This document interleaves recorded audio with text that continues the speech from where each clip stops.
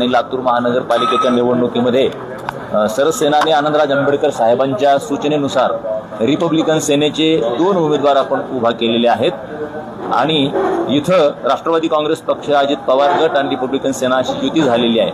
हे 2 उमेदवार म्हणजे प्रभाग क्रमांक 7 मधून कुमारी ऐश्वर्या सुशील चिट्टे या उच्च विद्या विभूषित तरुणी अनुसूचित जाती महिला म्हणून लढत आहेत आणि दुसरा जो प्रभाग आहे तो प्रभाग क्रमांक 2 क तिथे शेख सुलताना शेख मुख्तार या सर्वसाधारण महिला म्हणून लढत आहेत। असे 2 उमेदवार रिपब्लिकन सेनेचे राष्ट्रवादी काँग्रेस पक्षाच्या युतीतून लढत आहेत आणि इतर प्रभागामध्ये आम्ही राष्ट्रवादी काँग्रेस पक्षाचे जे उमेदवार आहेत त्यांना पाठिंबा दिलेला आहे।